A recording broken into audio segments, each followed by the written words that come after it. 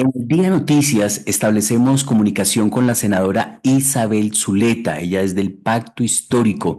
Senadora, bienvenida al Día de Noticias. ¿Cómo le va la vida? Buenos días, ¿cómo están? Muchas gracias por la invitación. Bueno, usted es antioqueña, ¿cierto? ¿Nació Sí, señor. en qué municipio? De Ituango, Antioquia, De- el norte del departamento. y por eso parte de su trabajo en un principio tuvo que ver con esta obra hidroeléctrica de Ituango, de Hidroituango.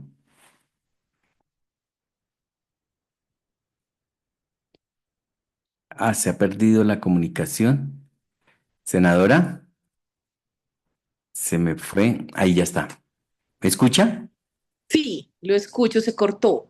Sí, tuvimos Me- ahí sí, que de allí es su trabajo inicial en un principio que le dio me cierta escu- visibilidad por Hidroituango, por su cercanía, por su naturaleza del municipio de Ituango.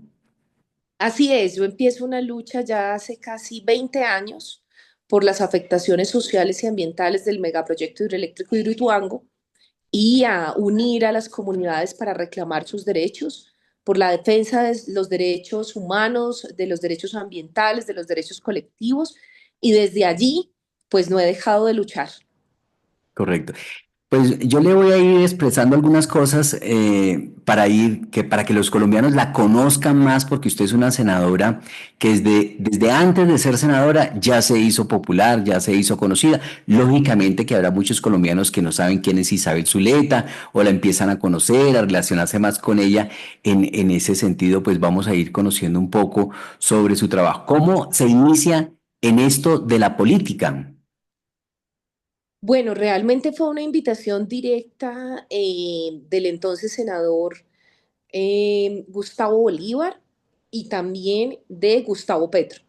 Cuando ellos me invitan, ellos tenían un programa como Los Gustavos, se llamaba como un programa de conversación entre ellos y hacían invitación a algunos activistas y me invitaron a hablar de Hidroituango. Empezamos un debate sobre la política energética en Colombia, sobre lo que viene pasando con las tarifas de energía, las afectaciones que hemos tenido las comunidades por la construcción de estas hidroeléctricas, de estas represas, del tema minero, de los asuntos ambientales. Y ahí es donde ellos me hacen la invitación a participar del pacto histórico. Y yo nunca antes había tenido ninguna participación en política. Les dije pues que yo no tengo experiencia, no tenía experiencia, que tenía experiencia en la lucha social, que sabía cómo enfrentar estas injusticias con las comunidades, sabía cómo organizarnos como comunidad, pero que no tenía experiencia en política. Entonces, nunca antes había estado en un partido político, esta es mi primera vez. Mm. Solo he hecho parte del Partido Colombia Humana, de ningún otro partido. Estoy aprendiendo esta forma organizativa que para mí es nueva porque sí he hecho parte de muchas otras formas organizativas, de asociaciones de mujeres, de víctimas del conflicto armado porque soy víctima del paramilitarismo, he hecho parte de las organizaciones ambientales, del ambientalismo popular, de organizaciones feministas, de organizaciones campesinas, pero nunca antes de organizaciones políticas. Entonces, pues realmente mi experiencia en política es solo ahora como congresista y es desde el pacto histórico. Ah, qué bueno. Isabel Cristina Zuleta López de Ituango es una ambientalista popular, feminista comunitaria y defensora de los ríos de Colombia. Su trayectoria está marcada por la lucha por los derechos humanos y ambientales, consolidándose como una de las voces más influyentes en la justicia socioambiental del país. Antes de llegar al Senado, lideró movimientos ambientales y sociales, destacándose en la oposición a Hidroituango y en la defensa del derecho al agua y los territorios. Fundó el movimiento Ríos Vivos, reconocido con el Premio Nacional a la Defensa de los Derechos Humanos en el 2018 en la categoría de proceso colectivo y en el 2022 fue elegida senadora por el Pacto Histórico. ¿Y le ha gustado esto de la política? ¿Le ha gustado esa experiencia hasta el momento, casi año y medio ya siendo congresista? Bueno, me ha parecido terriblemente agotador, la verdad. Esto es un trajín enorme, sobre todo si uno quiere hacer la tarea como corresponde, si uno quiere hacer bien la tarea. Uno ve a otros pues que están como relajados, pero yo digo tanto que hay por hacer en el Senado. Hay que recorrer todos los departamentos del país. Yo me he dedicado primero, hice una gira fronteriza, recorrí las fronteras de nuestro país porque eso es parte de la diferencia entre el Senado y la Cámara de Representantes. Esa experiencia me gustó muchísimo. Estuve en nuestra frontera nariñense con el país vecino de Ecuador, he recorrido la frontera con Venezuela, la frontera con Panamá, en el Chocó biogeográfico, ese Chocó maravilloso que sufre tanto, que está tan aislado, tan olvidado. Entonces, comprendiendo esa dinámica nacional, ¿por qué no puedo dedicarme como senadora de la República solamente a mi territorio, que lo conozco muy bien, mi departamento de Antioquia, sino que tengo que dedicarme a todo el país? Entonces, primero quise hacer un recorrido nacional por las fronteras, un recorrido por el centro del país, conociendo departamentos con explotaciones de petróleo, con explotaciones mineras, porque hago parte de la comisión, creé la Comisión de Seguimiento a la Política Minera en Colombia y desde allí recorrí muchos territorios en los que se ven sacrificadas las aguas, se ven sacrificados los ecosistemas y sacrificadas las comunidades por parte de la explotación minera y la explotación de hidrocarburos. Entonces, he estado concentrada en recorrer los territorios, en entender la situación que tenemos de extractivismo en el país y para mí ha sido maravillosa esa experiencia. Yo estoy muy contenta conociendo mi país. Lo conocía por la defensa de las aguas, de los ríos, pero no conocía todo lo que se puede hacer en el Congreso. Realmente lo que hace un senador de la República en materia de defensa de derechos, de debates de control político. He sido la primera senadora que ha hecho un debate de control político a muchas corporaciones autónomas regionales del país, porque eso hacemos en la Comisión Quinta. Empezamos con un debate de control político a la CAR, a Corpo Boyacá. Otro debate, citamos a la Corporación del Urabá Antioqueño, Corpurabá, citamos a Codechocó, no llegaron, no les gusta que les hagamos debates porque se mal acostumbraron a que los congresistas no se metían con las corporaciones. Yo sí llegué a hacer la tarea congresional de debates de control político, hicimos un debate a Corpo Amazonía muy importante porque la situación del Amazonas es crítica y venimos trabajando en esa tarea de hacer debates de control político serios, rigurosos a nuestra política minera, que es un exabrupto realmente porque entregamos nuestro subsuelo a las multinacionales y dejamos solo los perjuicios para nuestro país, para nuestra población.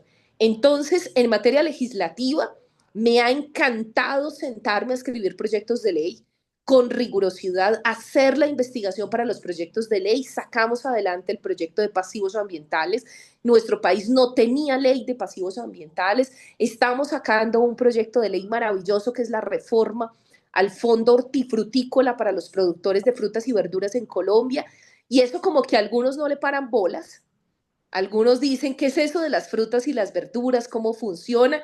Y claro, no son los fondos poderosos del café, de 600.000 millones, no, son fondos muy modestos, pero que cada cultivador de la cebolla, de la pitaya, de los arándanos, de las frutas que comemos todos los días, pues necesita apoyo, necesita que lo estemos apoyando, esa zanahoria, esa piña, cuando uno la consuma, diga, pueda decir yo con satisfacción, apoyé a los productores de frutas y verduras y me siento contenta cada que me tomo una sopa, decir, esto me gusta hacerlo.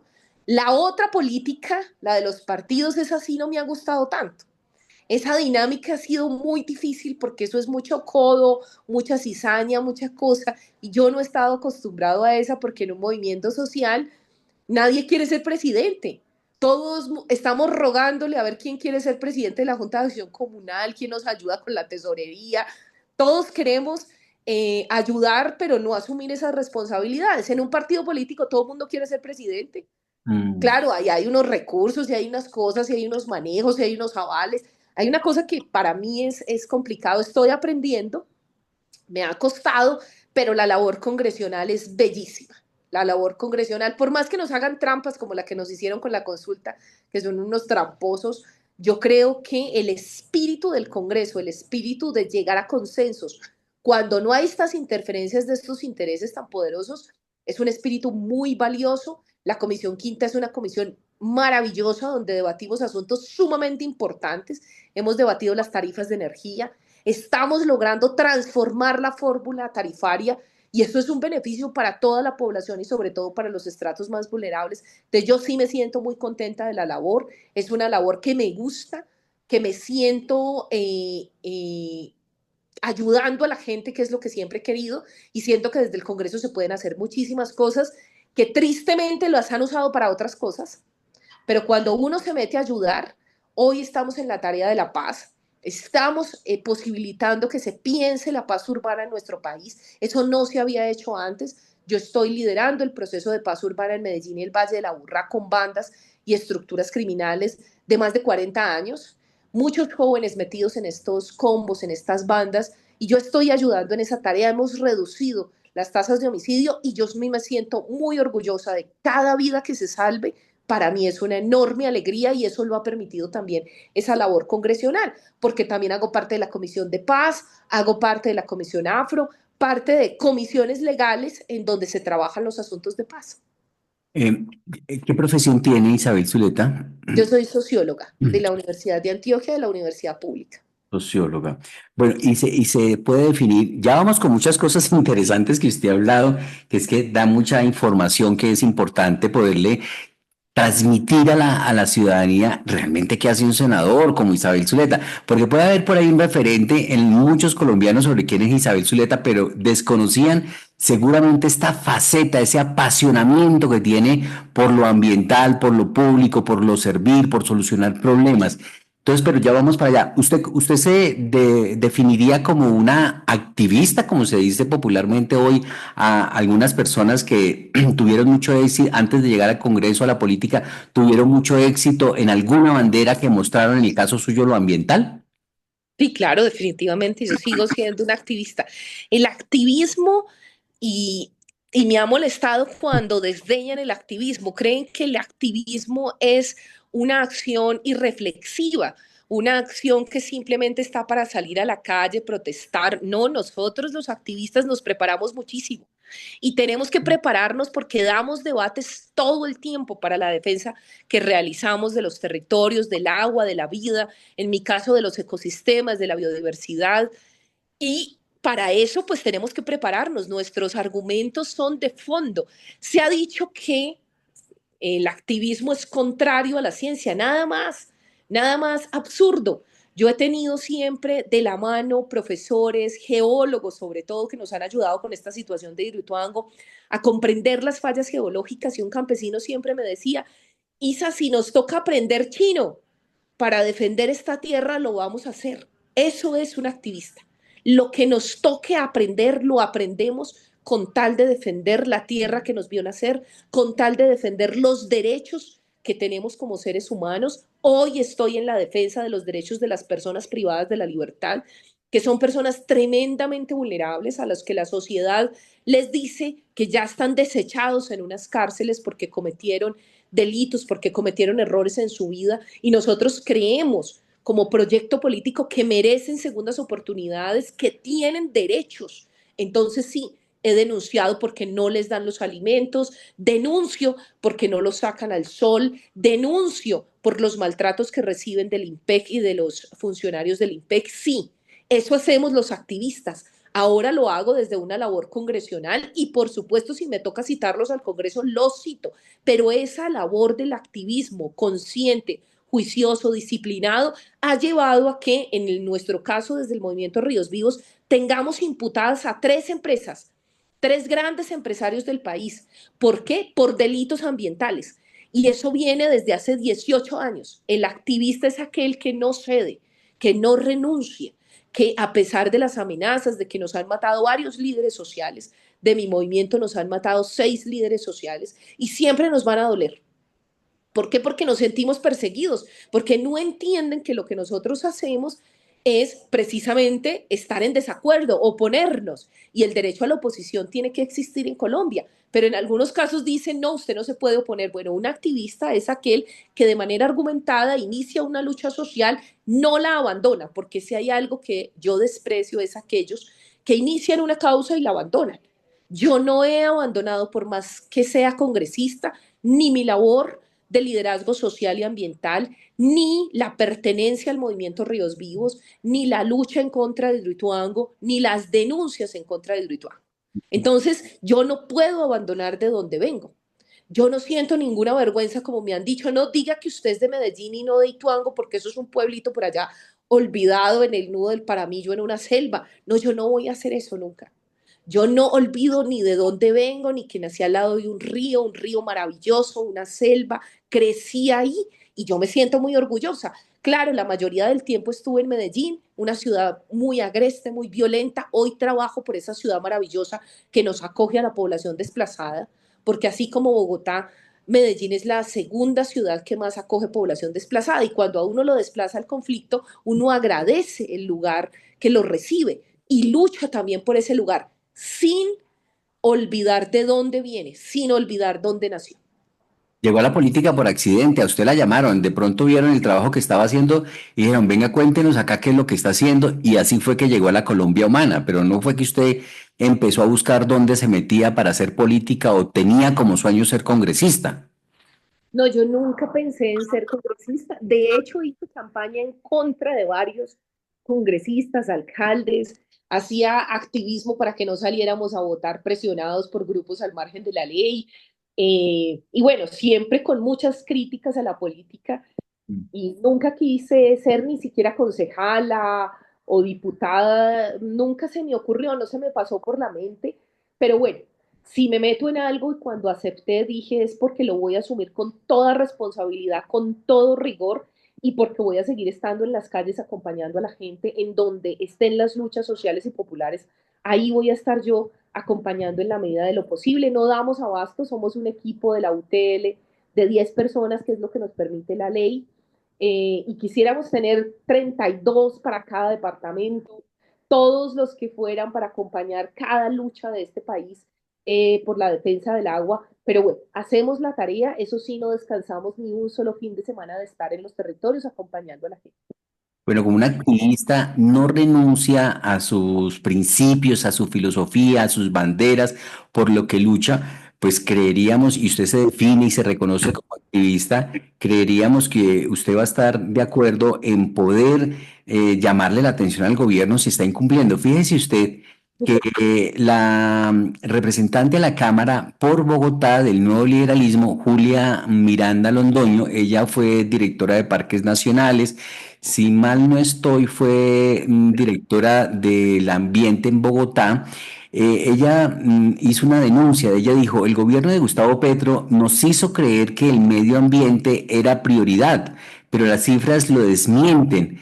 Entre octubre del 2024 y marzo del 2025 se deforestaron 88.000 hectáreas más, dice ella, más 88.000 hectáreas, grave retroceso para la acción climática, para Colombia y para el planeta.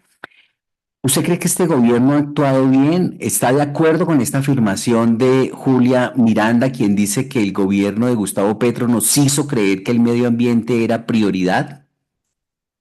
No, no nos hizo creer es una prioridad. Ningún otro gobierno, y Julia lo sabe muy bien, porque tuvo relación permanente, así como yo, casi 2 décadas con el Ministerio de Ambiente.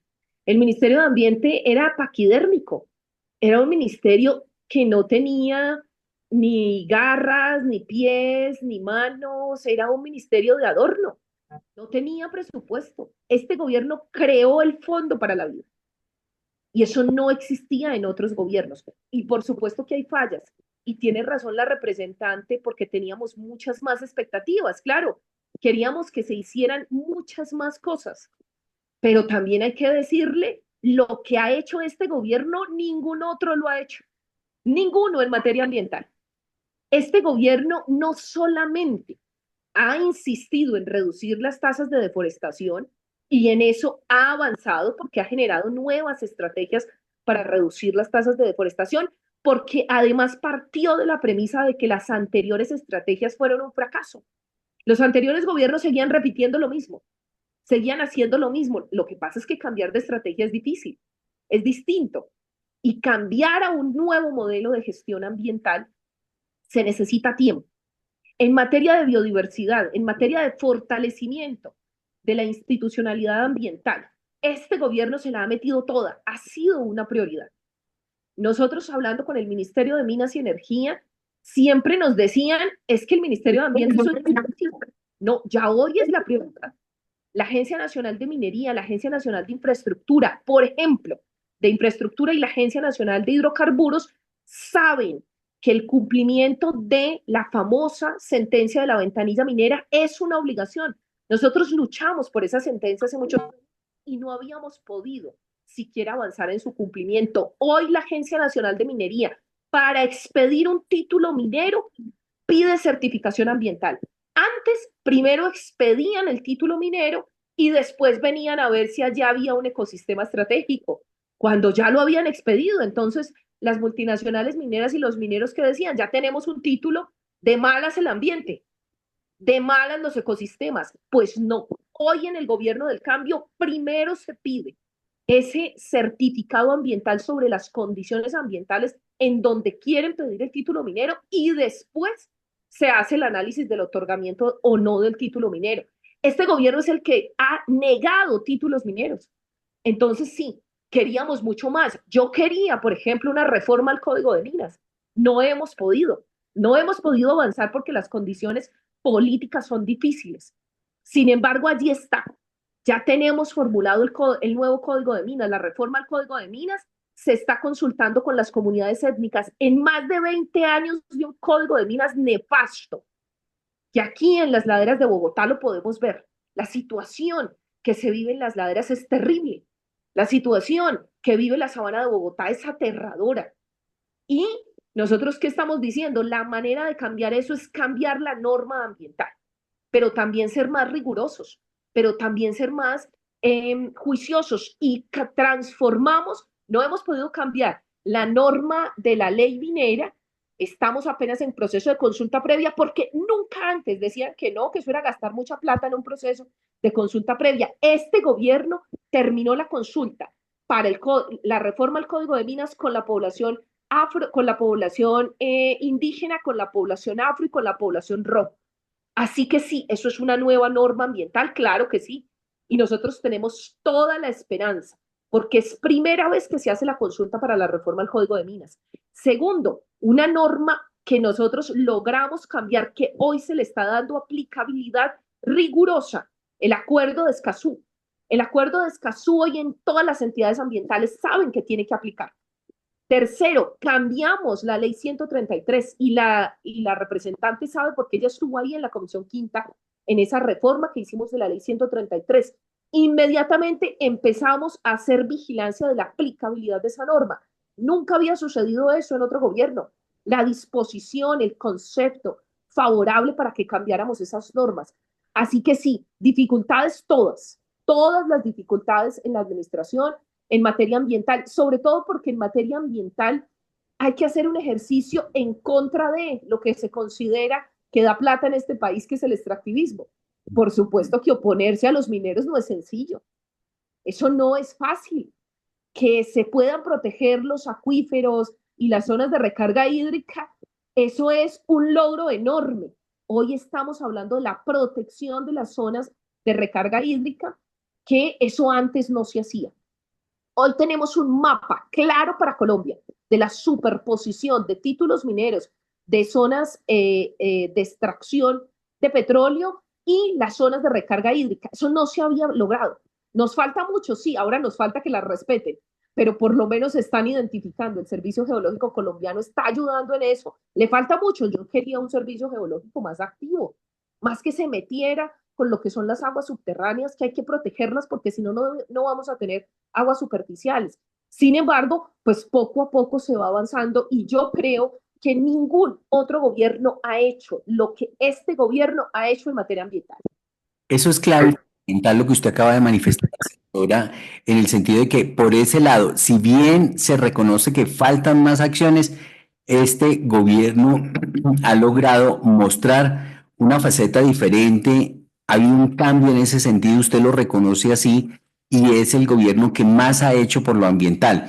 Pero eso, ese mismo concepto o ese mismo diagnóstico, ¿usted lo haría en todos los campos? ¿Usted se declara satisfecha con los resultados que ha mostrado este gobierno en el tema de la salud, por ejemplo, que anda en crisis, en el tema del orden público, por ejemplo, que anda en crisis. ¿Cómo ve usted que ha sido el desempeño de este gobierno?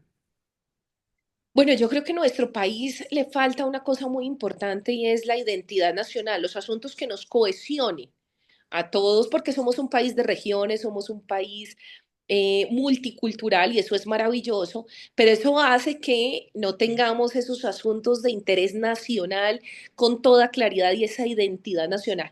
Yo agregaría al sector ambiental que generó esa identidad nacional alrededor de nuestra biodiversidad, alrededor de nuestra naturaleza. Los senadores, por ponerles un ejemplo, no sabían qué era eso de la COP16. Ellos creían y la confundían con la COP climática. No sabían cómo era la diferencia entre una COP climática y la COP de biodiversidad. Para ellos todo era lo mismo. Hoy tenemos una conciencia mayor a raíz de el impulso de este gobierno. Tenemos una mayor conciencia de la crisis climática que tenemos, pero también de la crisis de biodiversidad y sobre todo de lo maravilloso que tenemos en nuestro país. Entonces yo agregaría eso porque eso para mí es sumamente importante. Siempre nos decían a nosotros que ese cañón, ¿eso para qué un cañón? ¿Cómo así que ese bosque seco tropical? Eso se ve ahí como unos chamizos, es unas ramas como todas secas. El bosque de mayor biodiversidad del país, que es el bosque seco tropical, el que además está en crisis, en vía de extinción la mayoría de sus especies. Que nos permitan hablar de eso, para nosotros es maravilloso. Que haya un campo para hablar de estas maravillas que tenemos en nuestro país, lo que se ha destruido en La Guajira es maravilloso. Así que sí, yo creo que nunca se había hecho tanto por el ambiente y los ecosistemas como en este gobierno. Pero además creo que el exministro Camacho fue uno de los peores ministros de Minas y Energía que hemos tenido. Y tengo que decirlo, sí, es del proyecto del cambio. Pero no me gusta, su gestión fue pésima. Pésima porque se notó la cobardía para asumir cosas tan importantes como los temas tarifarios, cosas tan importantes como enfrentarse a los grandes generadores de energía, a las grandes multinacionales mineras. Y nosotros no necesitamos ministros cobardes. Fue una de las peores gestiones, fue mucho mejor la primera ministra Irene Vélez. Entonces, sí, hay que decirlo con criterio, claro que sí. Teníamos que avanzar en los distritos mineros, una lucha que hemos dado. Avanzar en un distrito minero es que definir con claridad cuáles son las zonas del país que se van a dedicar a la minería. ¿Para qué? Para que el Ministerio de Agricultura, que en su primer periodo fue nefasto, pero cuando entra la ministra Jennifer Mujica y cuando entra la actual ministra, que es maravillosa, dedicada a lo que siempre soñamos para el campo colombiano, en materia agraria, y es que se declararan como parte del ordenamiento, así como luchamos tantos años por el ordenamiento ambiental, en este ministerio, en el actual, en el gobierno del cambio, se están dejando determinantes agrarios para que se proteja la producción alimentaria. Y eso es maravilloso y tenemos que celebrarlo. Es que ¿quién no va a querer proteger la comida? Pero como da más plata entonces la urbanización, como dan más plata los edificios, entonces no sembremos comida. Yo no sé si es que el cemento creen que da la comida, que les va a permitir sobrevivir. Y eso me tiene a mí llena de orgullo, crear las áreas de protección para la producción alimentaria, las APAs. Y esas APAs están aquí en Bogotá, esas APAs permiten contener esa expansión urbanística para poder proteger la producción de alimentos. Pero estamos luchando por unas APAs en el departamento de Antioquia, por otras APAs en el departamento de Santander, por otras APAs en La Guajira, por figuras que protejan ese suelo para que no se lo traguen los especuladores, lo suban de precio y ya no podamos producir, sembrar un tomate, sembrar una yuca, sembrar una caña. Entonces sí, a mí me llena de satisfacción la actual administración del Ministerio de Agricultura, pero quiero decir que la primera fue terrible. Entonces, no es solamente el balance de los ministerios en su conjunto, sino de cada ministro que ha pasado por esa cartera. La exministra de Salud, terrible. no me gustó su gestión, pero el ministro Guillermo Alfonso Jaramillo es increíble la manera como ha ejercido sus funciones. O sea, llega a un hospital a decir lo que tiene que hacer. Porque es que no es solamente un ministro que alabe a los gerentes de los hospitales, no, es un ministro que ponga orden en la salud, que nos ha costado, sí, y muchísimo, muchísimo. Porque es que lo que se ha visto en periodos anteriores de entregar los medicamentos, de dejar contratos amarrados por el señor Duque, eso es una cosa aterradora. Y entonces que estén escondiendo los medicamentos es un crimen, realmente que escondan los medicamentos. Guillermo Alfonso Jaramillo, la actual administración en salud, es el que más ha entregado equipos básicos de salud por todas partes del país. Y es un programa maravilloso. Es maravilloso que lleguen a su casa nutricionistas, que haya psicólogos, que no solamente son médicos generales, sino el área de la salud en toda su integralidad. A mí esos equipos de salud me parecen un esfuerzo increíble de este gobierno y yo tengo que celebrarlo. Pero además, el proyecto de Barcos Hospital, porque dijeron que no, la población de los ríos y la población ribereña de nuestras costas, entonces no tiene derecho a la salud porque eso es muy costoso. Sacar a un enfermo del Amazonas nos cuesta más de 30 millones de pesos. Los traslados son impresionantemente caros porque tienen que ser por aire, porque son zonas que no están conectadas con la centralidad del país. Pues, ¿cuál es la definición? Sí, cuesta mucho, pero se va a tener y ya está en el 60% de avance los barcos hospital para toda la costa pacífica. ¿Cómo no me voy a sentir orgullosa que los negros de este país que han sufrido tanto tengan un barco ahí en el mar, dispuesto para atender sus situaciones de salud con especialistas? Un barco hospital que pueda trasladarlos con un helicóptero listo para trasladarlos, para salvar vidas. Nos dijeron que era un exabrupto porque eso es muy costoso. Sí, pero Senadora, es que la salud cuesta. ¿Qué senadora, le hacemos? Salvar vidas cuesta. el tiempo se nos está agotando y me gustaría seguir hablando con usted, pero el tiempo se nos agota. Y es, Y me tengo queda, que ir para otra entrevista. hay que seguir hablando. Con mucho gusto, aquí estos micrófonos de Al Día Noticias son democráticos y es importante escuchar, ver las dos versiones de la cara de la moneda siempre en la información y de lo que se está haciendo. Senadora, ¿por qué califica usted como trampa el hundimiento de la consulta popular y qué fue lo que pasó con Paloma Valencia? Bueno, pero no puedo dejar de lado su pregunta por la seguridad. Realmente, y sobre el Ministerio de Defensa, porque es una de mis prioridades el seguimiento al Ministerio de Defensa, el seguimiento a la política de seguridad. Y ojalá algún día tengamos política de defensa. Yo he venido promoviendo que nuestro país necesita una ley de defensa nacional porque es uno de los únicos países del mundo que no tiene ley de defensa. Y eso es parte del legado de la derecha que creyó que nunca nos iban a atacar nuestro país y que no necesitamos defender nuestras fronteras. Eso es lamentable. Estamos trabajando en ello, trabajamos en una ley de defensa. Pero quiero decirle algo, este es el único gobierno que le ha dado salario a nuestros soldados y policías. Y eso para mí es de dignidad, porque no es solamente los altos rangos. Nosotros necesitamos que el soldado raso, que el policía tenga derecho a un salario mínimo legal mensual vigente. Y eso a mí me llena de alegría.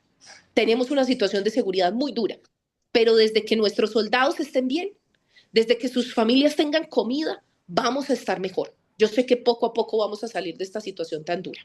Lo que sucedió en el Congreso es nefasto. Nos hicieron trampa. La senadora Paloma Valencia invoca a Dios para decir que le aceptaron su proposición y no la mía. ¿Y por qué nos cambiaron las reglas de juego a último momento? Nos las cambiaron porque si no, no iban a ganar. Cuando usted hace trampa es porque evidentemente no puede ganar por la vía legal. La senadora Paloma Valencia puso una proposición tramposa, la radicó a las 6 de la mañana después de que nos cambiaron el orden del día a las 10:48 del día anterior, del día martes, de la semana pasada.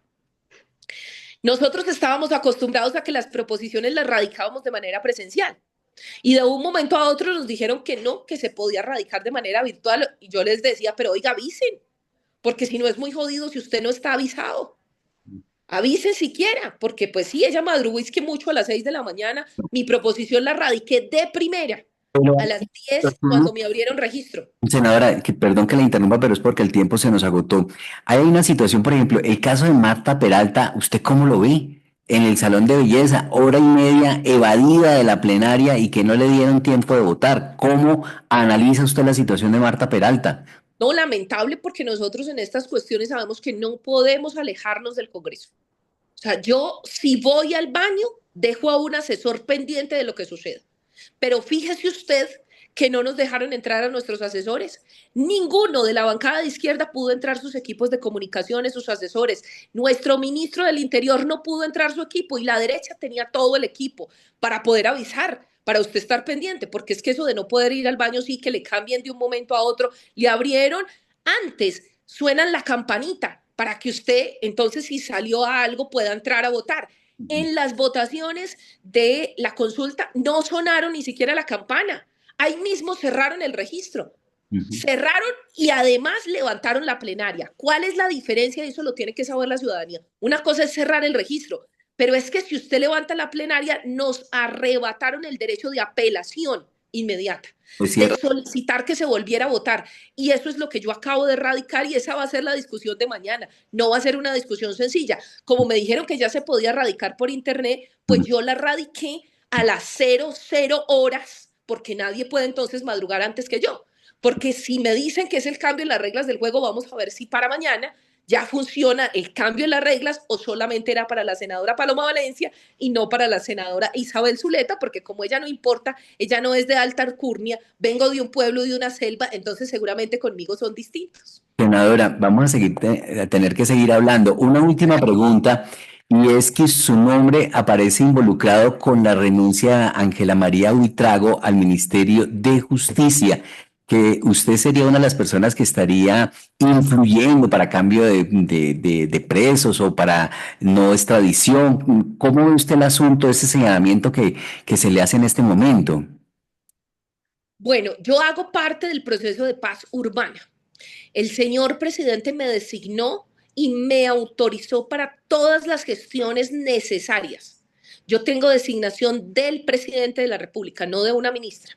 Así que las acciones de paz urbana que yo he solicitado, entre ellas, por supuesto, el traslado de personas privadas de la libertad, ha sido con autorización del presidente. Se le solicita a ella el trámite y siempre la Delegación de Paz de Medellín, no solamente yo, la Delegación de Paz de Medellín y el Valle de la Aburrá, el consejero comisionado de paz, quienes son los que dirigen la política de paz en nuestro país, pues le solicitamos a ella unos trámites. Todos los requisitos que ella nos pidió se le cumplieron. Ahora, que ella no esté de acuerdo es otra cosa, pero eso no lo tiene que conversar conmigo, lo tiene que conversar con el presidente, porque la ley de paz total se aprobó en el Congreso de la República, la vigiló la Corte Constitucional, emitió sentencia y nosotros actuamos en el marco de la ley de paz total. Y nosotros sí creemos que la salida es a través del diálogo. Nosotros sí creemos que hay que conversar con las bandas. Bogotá tiene un montón de bandas y sufre mucho por la violencia urbana que tiene Bogotá. Mi consideración y la consideración del señor presidente de la República es que hay que abordar las violencias urbanas a través del diálogo. Esa es la consideración de paz. Así que el presidente es el que ha manifestado que ella no estaba muy de acuerdo con su política de paz. Y uno no puede estar en un ministerio en donde no está de acuerdo con el presidente. Porque ahí sí, pues entonces, ¿cómo hacemos? Senadora, muy amable, gracias por estar en el Día de Noticias y volvemos a hablar. Claro que sí, que esté muy bien. Es Un la, saludo especial. es la senadora de la República del Pacto Histórico, Isabel Silota, en los micrófonos de Al Día Noticias. Yo soy John Didier Rodríguez.